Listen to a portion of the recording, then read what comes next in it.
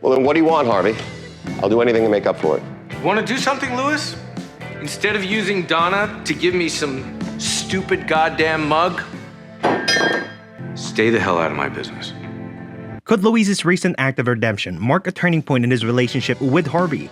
Dive into the drama of Suits Season 4 as Louise tries to navigate through a sea of legal and ethical dilemmas. Louise was in a great mood, possibly from his recent success as Shylock, and decided to celebrate by giving out special "You've Been Lit Up" mugs to his colleagues in the office. As he danced through the office, he handed out the mugs, each filled with appreciation and cheers. When he reached Donna to give her a mug that was a bit more special, inside her mug was a necklace, a replica of one worn by Dame Judi Dench in her role as Ophelia back in 1957. A thoughtful gesture acknowledging Donna's help with his stage fright.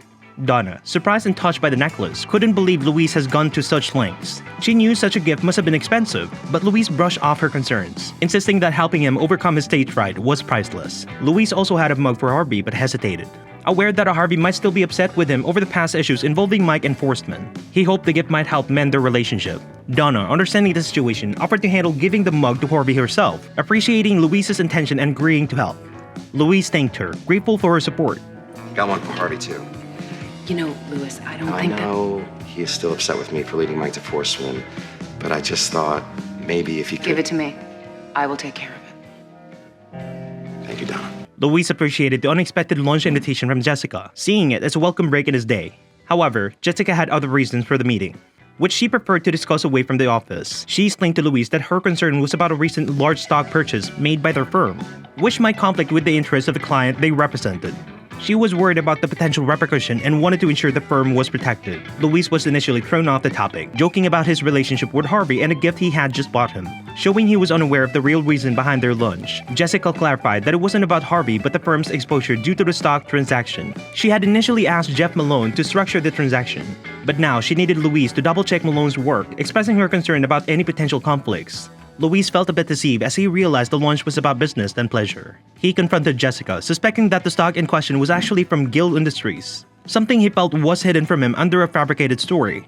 Jessica admitted she approached Malone first, but now needed Louise to take a look without informing Malone. She trusted Louise's ability to handle the situation discreetly and effectively.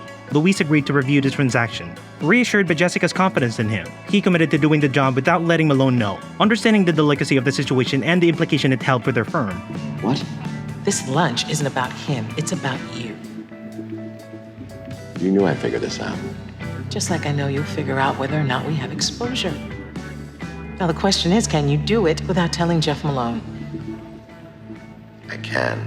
In Louise's office, he thoroughly reviewed the work of their colleague Jeff Malone, acknowledged Jeff's excellent work but also spotted a minor error.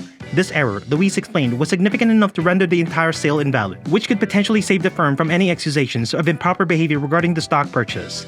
Jessica, who had come to Louise's office per discretion due to his privacy away from Jeff Malone, listened as Louise described the situation as a blessing in disguise. He told her that the mistake he found meant that technically, they never completed the purchase of the shares. Thus, there's no need to worry about selling them back because legally the transaction didn't exist. Pleased with Louise's finding, Jessica was cautious about the next steps. She instructed Louise to hold off on any action until he consulted with Harvey. Despite Louise's readiness to resolve the issue immediately, Jessica emphasized the importance of transparency with Harvey, especially since she had initially bought the share without his knowledge. She insisted that any decision about disposing of the shares should also involve Harvey, ensuring that all actions were clear and agreed upon by all relevant parties. We're not vulnerable to allegations of parking because we never bought those shares. We can't sell them back. I'm not talking about selling them back. This mistake makes the entire sale invalid. And we don't have exposure because the sale never happened. Just give me the word and I'll David Blaine this whole thing away. In a conversation, Louise pointed out to Katrina that Jeff Malone had made a significant mistake with a recent deal, causing a mess with the Wexler purchase. Louise explained that because of Jeff's error, he was in a position to make it as if the deal never happened, which was something Jessica was pleased with. However, the twist was that Jeff was unaware of his blunder being discovered. Louise shared that Jessica wanted him to consult with Harvey before proceeding to undo the deal, but Harvey was unreachable. Katrina, concerned about the urgency of the situation, warned Louise that if Jeff discovered his mistake on his own and corrected it, he would take the credit that Louise deserved. Fearing that he would be left out and lose the recognition, Louise decided it was time to take action on his own, resolving to do what needed to be done without further delay. What do you think is going to happen if Malone gets wind of this before you talk to Harvey? Oh shit, he's gonna try to fix it himself. And once again, he'll be taking what's rightfully yours. And I'll be left holding a big bag of Jeff Malone's giant deuce. Where are you going? To do what needs to be done. During a heated exchange in the office, Harvey confronted Louise about a significant error involving the Wexler share sales. Harvey had just come from a meeting with Charles Forsman, where he discovered that the shares he planned to use as a bargaining chip were no longer in their possession because Louise had offloaded them. Louise tried to defend his action by stating that he was attempting to protect the firm from potential exposure. However, Harvey was furious and accused Louise of acting without proper authorization.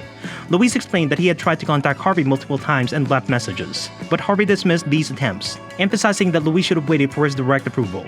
Louise countered, expressing frustration that despite always trying to follow orders and contribute possibly to the firm, his efforts seemed unappreciated. He pointed out that he made a judgment call in Harvey's absence, believing it was the right thing to do to protect the firm.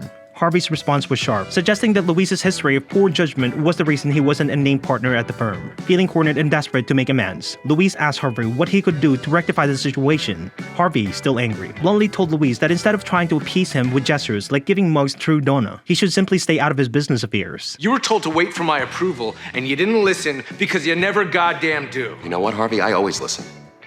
I always play the good soldier, and what do I get for it? Nothing.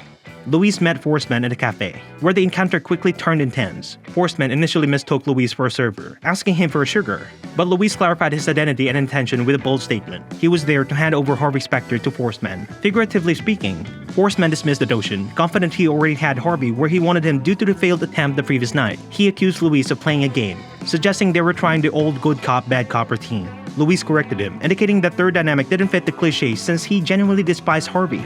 To prove his point, Louise produced a diary listing of all times Harvey had insulted him over the years, describing it as a time capsule of his rage. Forsman skimmed through the diary, laughing at entries that documented insults so personal they targeted Louise's insecurities, like the supposed smell of his armpits, a detail that Harvey had cruelly turned into a public joke.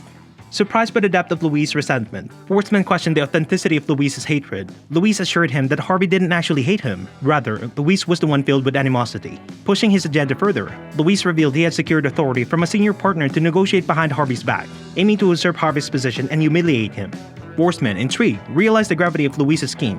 Louise was prepared to go to great lengths to undermine Harvey. Louise approached Harvey with some important news, explaining that he had successfully negotiated a deal with Forsman. Harvey, initially upset that Louise had interfered with his business, quickly changed his tune when he realized that Louise's action had actually saved the business. Louise admitted that he had fibbed to Forsman, claiming he had Logan's approval, which they now needed to actually secure. Harvey was impressed, calling Louise's move genius and expressing his gratitude enthusiastically. Harvey even joked about celebrating the success with a drink in Louise's branded mugs, and inquired how Louise managed to persuade Forsman. Louise simply shared that they found some common grounds. Harvey playfully noted that Forsman got lit the hell up. Meanwhile, Louise confessed to Katrina that the deal involved some questionable actions regarding tax evasion, actions he chose not to disclose with anyone. He felt conflicted because while Harvey was pleased with him again, he was compromising his own principle to maintain that approval. What are your thoughts on Louise's actions? Were they justified in a cutthroat environment for corporate law? Or did he cross the line? Comment below with your views, and don't forget to like, share, and subscribe for more in-depth discussion on Suits and your favorite shows.